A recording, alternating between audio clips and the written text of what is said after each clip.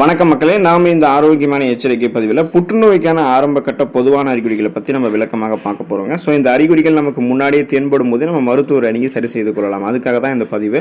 புற்றுநோய் அப்படின்றது ஒரு தீவிரமான நோயின்றது நம்ம எல்லாருக்குமே தெரியும். ஆனால் புற்றுநோயை அதனுடைய ஆரம்ப கட்டத்திலேயே அறிந்து கொள்வதன் மூலமாக நம்மால் அந்த நோயை குணப்படுத்த முடியும்னு சொன்னால் நீங்கள் நம்புவீங்களா? ஆனால் அதுதாங்க உண்மை.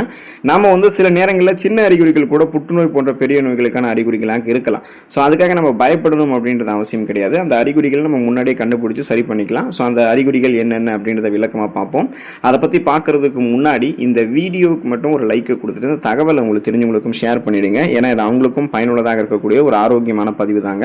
இது போன்ற அப்டேட்ஸ்களை நீங்கள் தொடர்ந்து பார்க்கறதுக்கு நம்மளுடைய ஹெல்த் நியூஸ் தமிழ் சேனலை மறக்காமல் சப்ஸ்கிரைப் பண்ணி வச்சுக்கோங்க. பக்கத்தில் இருக்கக்கூடிய பெல் பட்டனையும் கிளிக் பண்ணி ஆல் அப்படின்ற ஆப்ஷனையும் செட் பண்ணி வச்சுக்கிட்டீங்க அப்படின்னா நாங்கள் போடக்கூடிய எல்லா அப்டேட்ஸும் உங்களுக்கு நோட்டிஃபிகேஷன் அடிக்கடி வந்து சேரும். சரிவாங்க மக்களே, இப்போ வீடியோக்குள்ளே போயிடலாம். நம்முடைய உடல் எடை குறைதல் புற்றுநோய்க்கான ஆரம்பகட்ட அறிகுறியாக பார்க்கப்படுது அப்படின்றத நீங்க தெரிஞ்சுக்கோங்க. ஸோ நம்முடைய உடல் எடையானது வழக்கத்திற்கு மாறாக மிகவும் வேகமாக நம்மளால குறைவதை பார்க்க முடியும். அதுவும் நாம எந்த விதமான எடை குறைப்பு நடவடிக்கைகளையும் மேற்கொள்ளாமல் இருக்கும்போதே இந்த உடல் எடை குறையக்கூடிய நிகழ்வானது நமக்கு நடக்கும். ஸோ இந்த மாதிரியான அறிகுறிகள் நம்ம சந்திக்கும் போது எச்சரிக்கையாக இருக்கணுங்க. ஏன்னா இது எல்லாமே கணையம், வயிறு, உணவு குழாய் அல்லது நுரையீரல் போன்ற பகுதிகளில் புற்றுநோய் உருவாவதற்கான அறிகுறிகளாக கூட இருக்கலாம்.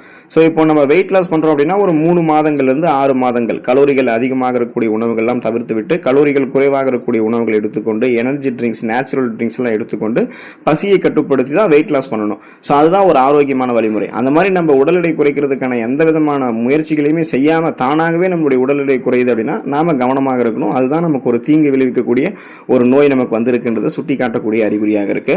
அது புற்றுநோய்க்கான ஆரம்ப கட்ட அறிகுறியாக கூட இருக்கலாம். ஸோ நீங்க விழிப்போடு இருக்கணும். நம்முடைய உடல்ல வீக்கம் அல்லது கட்டி ஏற்படுதல் புற்றுநோய்க்கான ஆரம்ப கட்ட அறிகுறியாக பார்க்கப்படுது அப்படின்றத நீங்க தெரிஞ்சுக்கோங்க. ஸோ நம்முடைய உடல்ல ஏதாவது ஒரு பகுதியில் வீக்கம் அல்லது கட்டி ஏற்பட்டுச்சுன்னா அதை நம்ம கண்டுகொள்ளாமல் விட்டுடுறோம். ஆனால் அந்த மாதிரி நம்ம கண்டுகொள்ளாமல் விடக்கூடாதுங்க. வயிறு, மார்பகம் போன்ற இடங்களில் புற்றுநோய் காரணமாக கூட கட்டிகள் ஏற்படலாம். ஸோ நாம தான் கவனமாக இருக்கணும். எனவே இந்த மாதிரியான கட்டிகள் உங்களுக்கு நீண்ட நாட்களுக்கு இருந்துச்சுன்னா உடனே மருத்துவர் அணுகி என்ன ஏதுன்றதை செக் பண்ணிக்கணும். ஏன்னா புற்றுநோய் அப்படின்றதே பார்த்தீங்கன்னா இந்த மாதிரி கொப்புளங்கள், கட்டி போன்ற வீக்கம் போன்ற வடிவங்களில் தான் பரவ ஆரம்பிக்கும். ஏன்னா அதனுடைய செல் பெருக்கமே அப்படி தான் இருக்கும். ஸோ நாம தான் கவனமாக இருந்து இந்த மாதிரி உடலில் ஏதாவது ஒரு வீக்கமோ கட்டியோ இருந்துச்சுன்னா அது எதன் காரணமாக வந்திருக்கு, உடல் வெப்பம் காரணமாக சூட்டு கொப்புளங்களாக இருக்கா, இல்லை புற்றுநோய் காரணமாக கட்டிகள் வந்திருக்கா, இல்லை எதன் காரணமாக கட்டிகள் வந்திருக்குன்னு நம்ம செக் பண்ணிட்டு சரி பண்ணிக்கிறது நல்லது. கவனம் இல்லாமல் விட்டுறக்கூடாது. கவனமாக நம்ம இருக்கணும். தொடர்ந்து இருமல் ஏற்படுதல் அப்படின்றதும் புற்றுநோய்க்கான ஆரம்ப கட்ட அறிகுறியாக பார்க்கப்படுது அப்படின்றது நீங்கள் தெரிஞ்சுக்கோங்க. இப்போ தொடர்ந்து இருமல் இருக்கிறது அப்படின்றது பல நோய்களுக்கான அறிகுறியாக கூட இருக்கலாம். மார்பில் அதிகமாக சளி இருப்பதால் கூட உங்களுக்கு தொடர் இருமல் ஏற்படலாங்க. ஆனால் உங்களுக்கு 3 வாரங்கள் ஆரம்பித்து 4 வாரங்கள் வரைக்கும் தொடர்ந்து இருமல் பிரச்சனை இருக்குது அப்படின்னா அது ஒரு மோசமான நோய்களுக்கான அறிகுறியாக கூட இருக்கலாம். தொடர்ந்து இருமல், சளியுடன் கூடிய ரத்தம் மற்றும் சுவாசிக்கிறதுல சிரமம், இந்த மாதிரியான அறிகுறிகள் நுரையீரல் புற்றுநோய்க்கான ஆரம்ப கட்ட அறிகுறியாக இருக்கிறதுக்கு வாய்ப்புகள் இருக்குது. ஸோ அப்போ தொடர்ந்து இருமல் இருந்துச்சு அப்படின்னா நீங்கள் என்ன ஏதுன்றதை உடனே கவனிக்காமலாம் விட்டுறாதீங்க. கவனிங்க. அதை கவனித்து மருத்துவரை அணுகி அது உடனே சரி செய்து கொள்வது நல்லது. ஏன்னா அது புற்றுநோய்க்கான சிம்டம்ஸாக கூட ஒரு பை சான்ஸ் அது உங்களுக்கு இருக்கலாம். ஸோ இருந்துட்டதுக்கப்புறம் நம்ம சரி பண்ணுறது ரொம்ப கஷ்டம். அப்போ முதல்ல அதனுடைய அறிகுறிகள் தெரியும் போதே நம்ம என்ன பண்ணிக்கலாம்னா சரி பண்ணிக்கணும். மச்சம் அல்லது மருவில் மாற்றம் ஏதாவது உங்களுக்கு ஏற்படுதா பாருங்க, அதுவுமே புற்றுநோய்க்கான ஆரம்ப கட்ட அறிகுறியாக பார்க்கப்படுதுன்றது நீங்கள் தெரிஞ்சுக்கோங்க. உங்களுடைய மச்சம் அல்லது உங்களுடைய மருவில் ஏதாவது மாற்றம் ஏற்படுது அப்படின்னா அதை நீங்கள் புறக்கணிக்க கூடாதுங்க. பெரும்பாலான மக்கள் இந்த மாதிரி விஷயத்தை கவனிக்க மாட்டாங்க. அதாவது அவங்களுக்கு வேற நிறைய பிரச்சனை இருக்கும், உடல்நல சார்ந்த பிரச்சனைகள், அதை கவனிப்பாங்க. அல்லது அவங்களுக்கு புதுசாக வேற பிரச்சனைகள் இருந்துச்சுன்னா அதை கவனிப்பாங்க.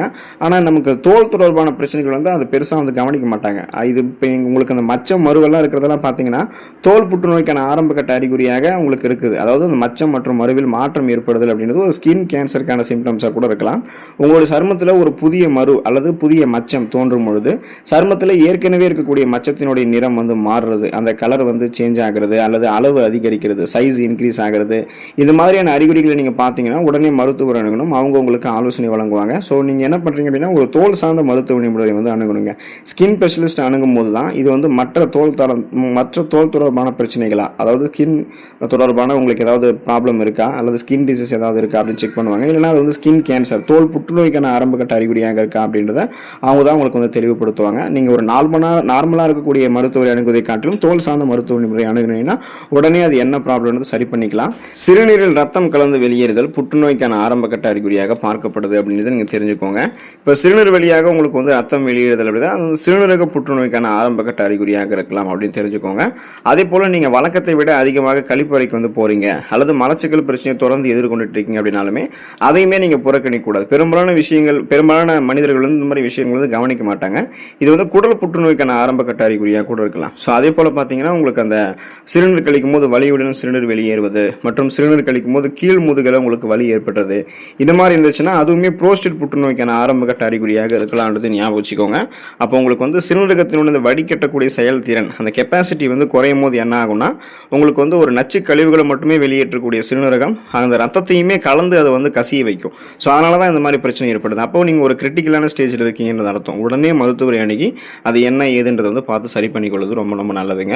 அது தாமதிக்கக்கூடாது, கூச்சப்படக்கூடாது. இந்த மாதிரி அறிகுறிகள் இருக்கும்பொழுது உடல் வலி நமக்கு வந்து அதிகமாக இருக்கிறதும் புற்றுநோய்க்கான ஆரம்ப கட்ட அறிகுறியாக பார்க்கப்படுது அப்படின்னு நீங்கள் தெரிஞ்சுக்கோங்க. உங்களுக்கு எந்த விதமான காரணங்களுமே இல்லாமல் தொடர்ந்து வாரக்கணக்கில் உடலில் வலி இருந்துச்சு அப்படின்னா அது வந்து புற்றுநோய்க்கான ஆரம்ப கட்ட அறிகுறியாக கூட இருக்கலாம் அப்படின்னு நீங்கள் தெரிஞ்சுக்கோங்க. ஏன்னா புற்றுநோயினுடைய ஆராய்ச்சிகளின் படி அந்த ரிசர்ச் படி பார்த்தீங்கன்னா புற்றுநோய்களுடைய கட்டிகளானது எலும்புகள், நரம்புகள் மற்றும் பிற உடல் உறுப்புகளில் அழுத்தம் கொடுக்கறதால தான் இந்த மாதிரி அதிகமான வலியை வந்து அது ஏற்படுத்தலாம் அப்படின்றத குறிப்பிடுறாங்க.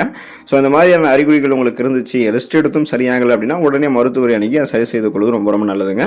தொடர்ந்து நெஞ்செரிச்சல் ஏற்படுவது புற்றுநோய்க்கான ஆரம்ப கட்ட அறிகுறியாக பார்க்கப்படுதுன்னு நீங்கள் தெரிஞ்சுக்கோங்க. இப்போ நீங்கள் தொடர்ந்து மார்பில் எரிவது போன்ற உணர்வை உணர்ந்தீங்கன்னா அது சில சமயங்களில் புற்றுநோய்க்கான ஆரம்ப கட்ட அறிகுறியாக கூட உங்களுக்கு இருக்கலாம். வயிறு அல்லது தொண்டை புற்றுநோய்க்கான ஆரம்ப கட்ட அறிகுறியாக அது உங்களுக்கு இருக்கிறதுக்கு வாய்ப்புகள் இருக்குங்க. ஸோ நீங்கள் தான் கவனமாக இருக்கணும். உணவை விழுங்குவதில் சிரமம் ஏற்படுதல் புற்றுநோய்க்கான ஆரம்ப கட்ட அறிகுறியாக பார்க்கப்படுது அப்படின்னு நீங்கள் தெரிஞ்சுக்கோங்க. உணவு உண்ணும் போது வலி ஏற்படுதல் அல்லது உணவை விழுங்குவதில் சிரமம் உண்டாதல், உணவு அப்படியே நீங்கள் மீறி விழுங்கினாலும் மீண்டும் மீண்டும் உணவு வந்து தொண்டையில் சிக்கிக்கொள்வது, இது எல்லாமே உணவு குழாய் புற்றுநோயினுடைய ஆரம்ப கட்ட அறிகுறிகளாக இருக்குங்க. ஸோ இந்த மாதிரி அறிகுறிகள் உங்களுக்கு தொடர்ந்து ஏற்படுது அப்படின்னா உங்களுடைய மருத்துவரை நீங்கள் அணுக வேண்டியது நல்லதுங்க. அவர் தான் உங்களுக்கு அதுவும் சரி பண்ணுவார். இரவில் அதிகம் வியர்த்த புற்றுநோய்க்கான ஆரம்ப கட்ட அறிகுறியாக பார்க்கப்படுது அப்படின்றத நீங்கள் தெரிஞ்சுக்கோங்க. இரவில் வியர்ப்பது ஒரு சாதாரணமான விஷயம் அப்படின்னாலும் சில சமயங்களில் இது புற்றுநோய் ஏற்படுவதற்கான ஆரம்ப கட்ட அறிகுறியாக கூட இருக்கலாம் அப்படின்றத நீங்கள் தெரிஞ்சுக்கோங்க. ஸோ இப்போ குறிப்பாக பார்த்தீங்க அப்படின்னா இந்த வகை புற்றுநோய்கள் உங்களுக்கு வந்து லிம்போமா புற்றுநோயினுடைய ஆரம்ப கட்ட அறிகுறிகளாக இருக்கலாம். பொதுவாக இந்த மாதிரி புற்றுநோய்கள் வந்து உடலில் நிணநீர் மண்டலம் மற்றும் பிளட் வெசல்ஸ் ரத்த நாளங்கள் போன்ற பகுதிகளை பாதிக்கும். அதையுமே நீங்கள் தெரிஞ்சுக்கணும். ஸோ இந்த மாதிரியான புற்றுநோய்கள் அதாவது இரவில் வியர்க்கிறது அப்படின்றது ஒரு சாதாரணமான விஷயமா தான் நினைப்பாங்க. அது புற்றுநோயின்றதே பல பேருக்கு வந்து தெரியாமல் இருக்கும். ஸோ நீங்கள் வந்து கவனமாக இருக்க வேண்டியது ரொம்ப ரொம்ப அவசியம். அதையும் தெரிஞ்சுக்கோங்க. ஸோ இந்த மாதிரியான அறிகுறிகள் உங்களுக்கு இருந்துச்சுன்னா நீங்கள் என்ன செய்யக்கூடாதுன்னா உடனே வந்து பயப்படக்கூடாதுங்க. இது மாதிரியான அறிகுறிகள் எப்போதுமே புற்றுநோய்க்கான ஆரம்ப கட்ட அறிகுறிகளாக இருக்க வேண்டிய அவசியம் கிடையாது. ஆனால் அரிதாக சில சந்தர்ப்பங்களில் இது புற்றுநோய்க்கான அறிகுறிகளாக இருக்கிறதால இந்த மாதிரியான அறிகுறிகளை நீங்கள் சந்திச்சிங்கன்னா உதாசீனப்படுத்தக்கூடாது. அதுக்கான சரியான நடவடிக்கைகளை நீங்கள் மேற்கொள்ளணும். ஏன்னா 50 ஆண்டுகளுக்கு முன்னாடி புற்றுநோய் அப்படின்னு சொன்னாலே அது வந்து பிளட் கேன்சர், ரத்த புற்றுநோய் தான் அப்படின்னு நம்பிக்கிட்டு இருப்பாங்க. ஆனால் புற்றுநோயில் ஏராளமான வகைகள் இருக்குது. ஒவ்வொரு உடல் உறுப்புகளிலுமே இப்போ தனித்தனியாக புற்றுநோய்கள் ஏற்படுது. அதுக்கான தனித்தனியான அறிகுறிகளும் இருக்குது. இப்போ நாம குறிப்பிட்டிருக்கக்கூடிய அறிகுறிகள் எல்லாமே பொதுவான அறிகுறிகள். ஸோ இந்த அறிகுறிகள் தென்படும் போதே உடனே நீங்கள் வந்து தாமதிக்காமல் மருத்துவரை அணுகி அந்த புற்றுநோயை சரி செய்து கொண்டு நலமோடு இருக்க பழகிக்கோங்க. உடல் நலத்தை ஆரோக்கியமாக வைத்துக் கொள்ளுங்கள். அடுத்த ஆரோக்கியமான பதிவோட மறக்காமல் சந்திப்போம். நன்றி மக்களே.